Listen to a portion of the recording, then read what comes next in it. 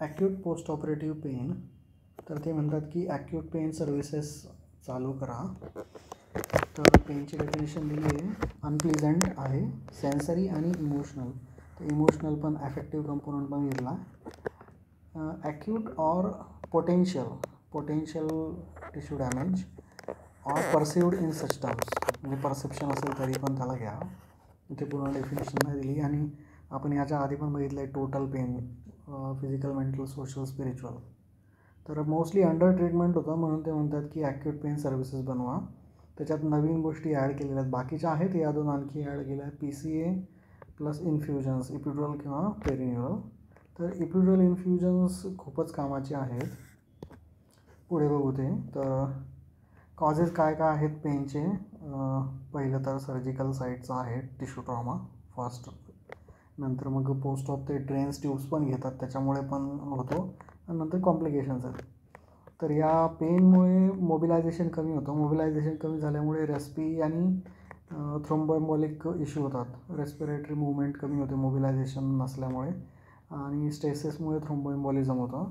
मग या सर्व गोष्टींमुळे हॉस्पिटल स्टे वाढतो, सायकोलॉजिकल डिस्ट्रेस वाढतो, अँझायटी वाढते. तर पोस्ट ऑफ पेन हे इन्सिजनल पेन आहे आणि हे इन्फ्लेमेटरी किंवा न्यूरोपॅथिक पेन नाही आहे.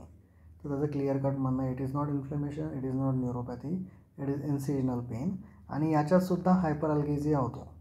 याच्यातला hyperalgesia is because of sensitization. नंतर A आणि Cचं सेन्सिटायझेशन होतं, नंतर कन्व्हर्जन होतं. A डेल्टा मेकॅनिकल आहे, ते पेनला कन्वर्ट होतं. आणि थर्ड आहे इस्केमिक पेन. तर इस्केमिया तो म्हणतो लोकल इस्केमिया आहे हा, त्या स्किन टिश्यूमध्ये लॅक्टेट तयार होतं, त्याच्यामुळे pH कमी होतो. तर ॲक्यूट इन्सिजनल पेनमध्ये पण हायपरअल्गेझिया होतो, नॉट जस्ट इन्फ्लेमेटरी किंवा neuropathy, because of sensitization, conversion of mechanical to nociceptive receptors आणि इस्केमियामुळे.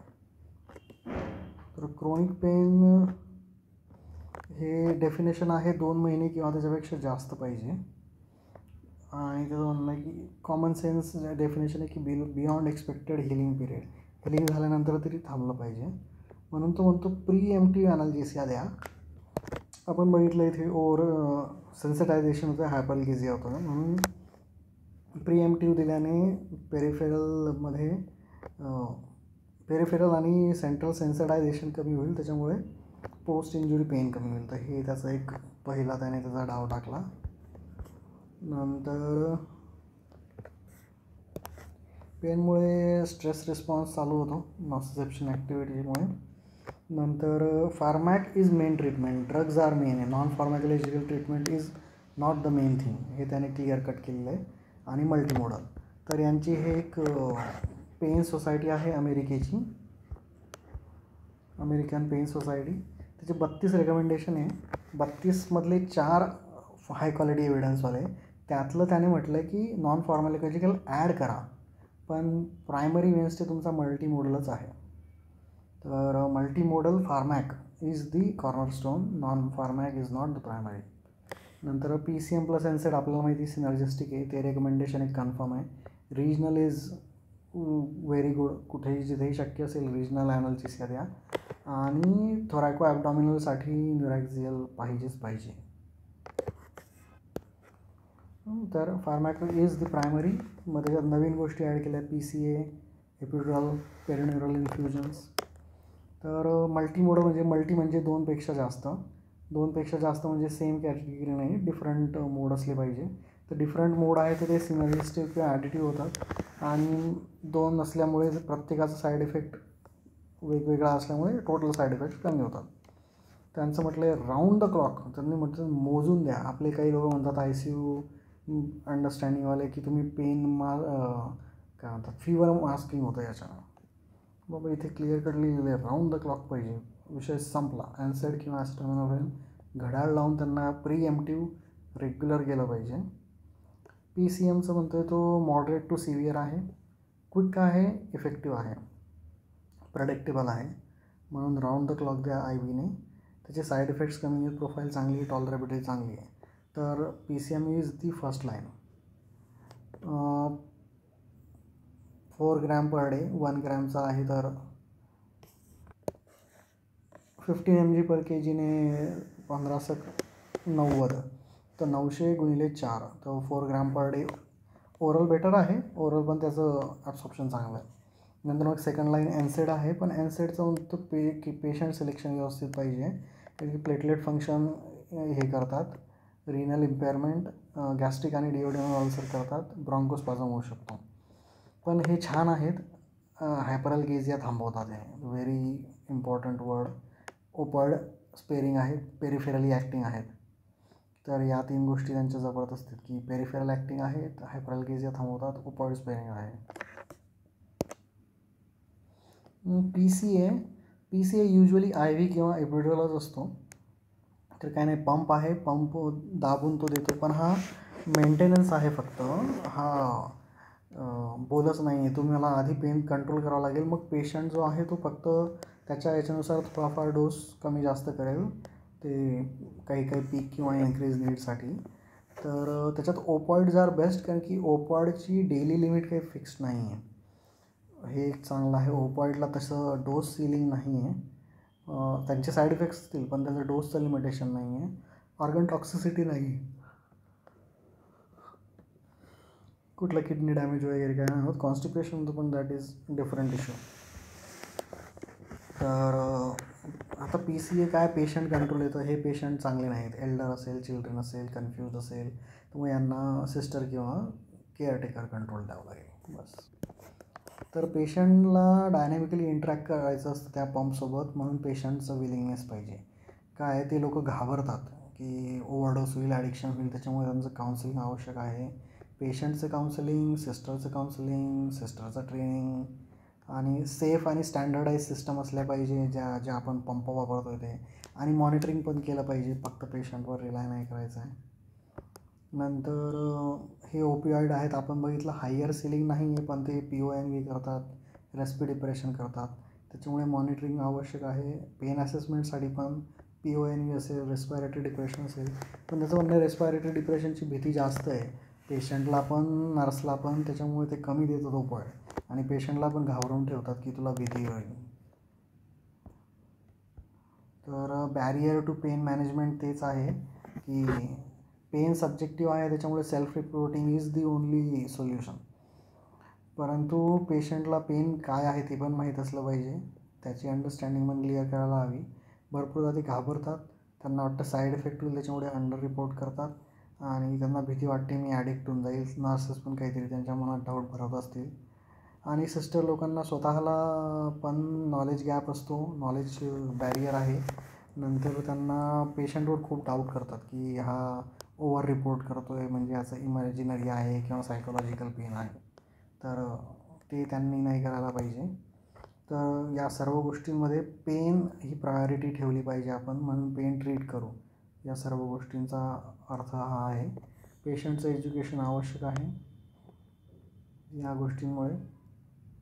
नंतर पेन असेसमेंट हे कॉम्प्लेक्स आहे थोडं, कारण की डिमेन्शिया असेल, या लोकांना, म्हाताऱ्या लोकांना लर्निंग डिसॅबिलिटी असतील, आणि ऑलरेडी लॉंग टर्म ओपॉइडवर आहे, तर तो खोटं बोलू शकेल किंवा जे काही हे रिक्रिएशनवाले खोटं बोलतील, लॉंग टर्म ओपॉइडवाल्यांचं गरज जास्त असू शकेल, त्याच्यामुळे पेन असेसमेंट थोडं ट्रिकी आहे.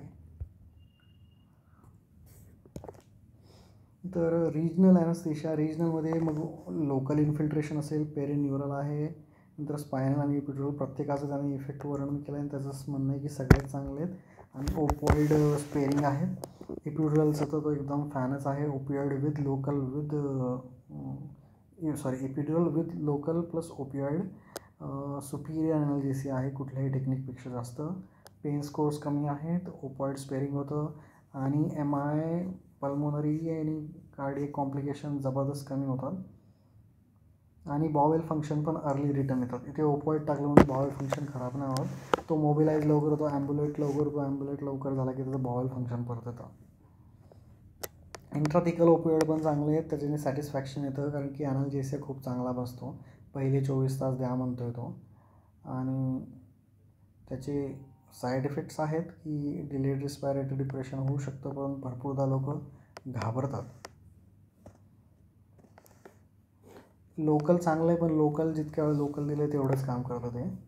आणि अल्ट्रासाऊंड बेटर आहे, हे जे आपण नर्व कॅथेटर वगैरे टाकणार आहोत, कारण की मग त्याच्याने सक्सेस रेट वाढतो, इंजुरीज कमी होतात. ब्लाइंड टेक्निक असेल किंवा नर्व स्टिम्युलेशन असेल त्याच्यापेक्षा USG इज बेटर. नंतर ॲडज्युवंट्समध्ये येतात. आता हे नॉट नेसेसरी प्रायमरी ॲनाल्जेसिक्स नाही आहेत, ॲडज्युवंट्स आहेत. गाबापेंटिन आहे, प्री गाबा आहेत. हे न्यूरोपॅथिक पेन कमी करायला चांगले आहेत. कॅल्शियम चॅनल ब्लॉकर आहे, ते गाबांचं काही नाही, नावात गाबा याचा अर्थ गाबाचं काही घेणं नाही, त्याचं एक्सायटेशन कमी करतात ते. CCBs आहेत ते. थोडं सिडेशन डिझिनेस होतं, पण ओपॉइडसारखं वॉमिटिंग प्रोरायटस वगैरे काही करत नाहीत. डेक्समेथॅसोन पण छान आहे, सिडेटिव्ह आहे, ॲनाल्जेसिक आहे, पण स्टील त्याने ॲडज्युवंटमध्ये टाकलं आहे, प्रायमरी पेन रिलीफसाठी नाही त्यांनी मेन्शन केलं आहे. नंतर केट छान आहे, केटने सेंट्रल सेन्सिटायझेशन कमी होतं, ओपॉइड हायपरअल्गेजिया करतात. तर ओपॉइड स्वेरिंगच्या मागे हे या 2 गोष्टींमुळे लागले की ओपॉइडमध्ये हायपरअल्गेजिया होतो, ओपॉइड 3 गोष्टी, डिपेंडन्स होतो, डिपेंडन्स नंतर टॉलरन्स होतो, आणि मेनली काय आहे, ओपॉइड कॅन्सर सेल्सवरच असतात, तर प्रॉलिफरेशन होतं, तर कॅन्सरचं रिकरन्स होतं, रिलॅप्स होतो. तर ओपॉइड क्रायसिस आणि कॅन्सर या 2 गोष्टींमुळे यांनी ओपॉइड स्वेरिंगच्या मागे लागले ते. तर NMDA छान आहे, हा सेन्सिटायझेशन बंद करतो, आणि सब ॲनेस्थेटिक डोसेस असल्यामुळे तो सायकोमॅमेटिक इफेक्ट काही करत नाही, त्याच्यामुळे घाबरायची काही गरज नाही आहे. जे ओपॉइडला हे नाही करत हायपरअल्गेजियामुळे, ते लोक यांना रिस्पॉन्ड करतात.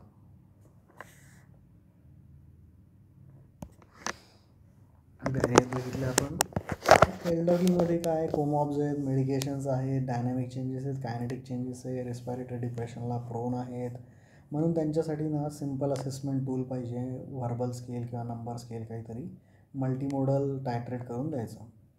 ओपॉइड डिपेंडंटला तुम्हाला एक बेसलाईन पण द्यावं लागेल, आणि ॲडिशनल सर्जिकल पेनसाठी ॲडिशनल द्यावं लागेल, म्हणून PCA ॲडिशनलसाठी चांगला आहे. ओपॉइड डिपेंडंट असल्यामुळे ओपिओइड कमी करायचं आहे, स्पेअरिंग, म्हणून मल्टीमोडल आणि मल्टीडिसिप्लिनरी करायचं आहे. मल्टीडिसिप्लिनरीमध्ये जर ड्रग डिपेंडन्सी युनिटला त्यांनी मल्टीडिसिप्लिनरी घेतलेलं आहे, त्याच्यात बाकीचं दुसरं डिसिप्लिन कुठली आहे तर ड्रग डिपेंडन्सीवाली, म्हणजे सायकॅट्रीवाली म्हणू शकतो. नंतर पेनचं प्रिडिक्शन, तर जे तरुण आहेत, जे म्हातारे आहेत, म्हातारे नाही टाकले त्यांनी, ठीक आहे. प्री ऑफ ज्याला पेन आहे, प्री ऑफ डिप्रेशन आहे, मोठ्या लोकांना पेन जास्त होतं, ज्यांना सर्जरीची भीती आहे, ॲब्डॉमिनोथोरॅसिक सर्जरी आणि लॉंग ड्युरेशन यांच्यामध्ये पेन जास्त होतं. लेटेस्ट ॲडव्हान्सेस काय आहेत, तर हे एक छान आलेलं आहे, टार्जिन ॲक्ट. त्याचं नाव आहे TAR-GI, N फॉर नॅलॉक्झोन आणि ॲक्ट. हा मस्त टार्गेट करतो, ऑक्सिकोडॉन आहे आणि N फॉर नॅलॉक्झोन आहे. GI तो ॲक्ट होतो, तर कॉन्स्टिपेशन होत नाही. नॅलॉक्झोन आपल्याला माहिती IV ड्रग आहे, ओरल ॲक्ट होत नाही ते. तर हे जबरदस्त टेक्निक काढली त्यांनी की बाबा GIमध्ये तो GIमध्ये तो ओपॉइड रिसेप्टरला ब्लॉक करतो, त्याच्यामुळे कॉन्स्टिपेशन होतं, सिस्टमॅटिकली ऑब्झर्वच होत नाही, त्याच्यामुळे तो ॲनाल्जेसियाला कमी करत नाही, ते एक चांगलं आहे. नंतर नवीन ड्रग आहेत, मेथिल नॅलट्रेक्सोन आहे आणि अल्व्हीमोपॅन. अल्व्ही म्हणजे अल्व्हेओलस म्हणजे GIला म्हटलं आहे, M for mu receptor, O for opioid, OP for opioid, AN for antagonist. तर हे N आणि ॲक्ट करणारा ऑक्सिकोडॉन आहे, N म्हणजे नो नॅलॉक्झोन आहे यावरच्या नावात. तर हे पेरिफेरली ॲक्टिंग आहेत, अँटॅगोनिस्टिक, तर पोस्ट ऑफ इलेयस नाही होत.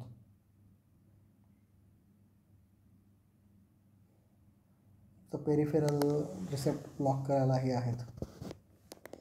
नंतर एक आयंटोफोरेटिक डिलेवरी आहे, लो करंट दिल्यामुळे फेंटॅनिलचं ॲब्सॉर्प्शन चांगलं होतं. नंतर लोकल ॲनेस्थेशियाचे सस्टेंड रिलीज फॉर्म्युलेशन आहेत. सस्टेंड म्हणजे मोर दॅन 24 आवर ते 48 आवर्सपर्यंत जातात. हे बायोडिग्रेडेबल कव्हर्स येतात, लायपोझोम्स, लायपोस्फिअर्स और पेग ॲसिड मायक्रोस्फिअर्स. तर हे इन्शुलेट करतात, मेटाबॉलिझम थांबवतात ते, तर LAचं ड्युरेशन वाढतं. याच्यावर पण प्रश्न आला वाटते, लायपोझोमल UP किंवा समथिंग. मग पेन रिलीफ कसा इन्श्युअर करायचा, तर त्यांचं म्हणणं आहे की शेअर्ड रिस्पॉन्सिबिलिटी आहे. सिस्टरने व्यवस्थित वेळेवर द्यायला हवं, पेन असेस करायला हवं. सर्जरीवाल्यांचं मेन आहे काम की असेस करा ॲक्युरेटली आणि मग सिस्टरला नंतर फॉलोअपला लावा आणि कॉम्प्लिकेशन प्रिव्हेंट करा. पेशंटचं काम आहे त्याने रिस्पॉन्ड करायला पाहिजे की पेन आहे बाबा मला तर द्या, त्याने त्याचं पण ॲक्टिव्ह कर्तव्य आहे.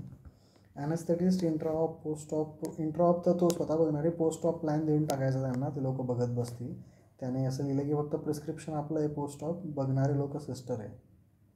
नंतर APS टीम असणार जी सिस्टर सगळं डॉक्टर यांचं सगळं काही मिळून एज्युकेशन करेल, गाईडलाईन करेल, त्यांना सपोर्ट करेल, ॲडवाईस करेल जे काही.